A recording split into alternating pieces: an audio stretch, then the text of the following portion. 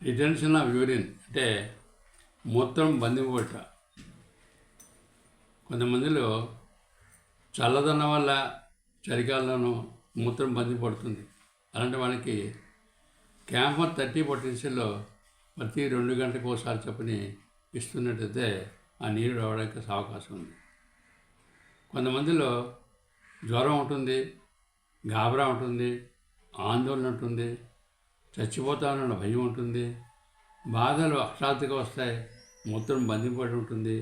ఇలాంటి వాళ్ళకి ఎక్వినేట్ 30 పొటెన్షియల్లో ప్రతి 2 గంటలకు ఒకసారి ఇచ్చినట్లయితే ఆ నీరు అవడానికి అవకాశం ఉంది.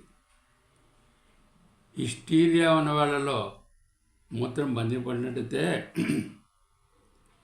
ఇగ్రీషా 30 పొటెన్సీ, తర్వాత నక్స్ మాస్కాటా 30 పొటెన్సీ ఆల్టర్నేట్ చేస్తూ ప్రతి 2 గంటలకు ఒకసారి ఇస్తున్నట్టయితే వాళ్ళు ఆ యూరిన్ అవ్వడానికి అవకాశం ఉంది. తర్వాత ఆపరేషన్ అయిన తర్వాత మూత్రం బంధింపడినట్టయితే ఓపియం 1 ml ఒక డోసు వేసినట్టయితే మూత్రం అవడానికి అవకాశం ఉంది. విపరీతమైన మంట ఉంటుంది, మూత్రం చుక్కలుగా అవుతుంది.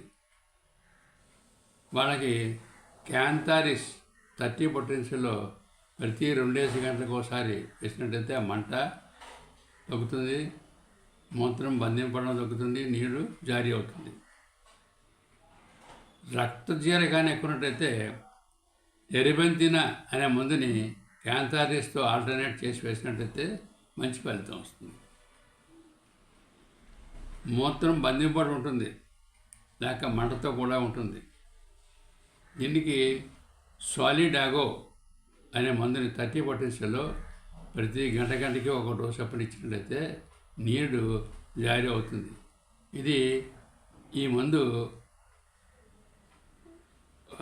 కెథీటర్ ఉపయోగం అవసరం ఉండదని చెప్పి పుస్తకాల్లో చెప్పబడింది, పనిచేస్తుంది కూడా.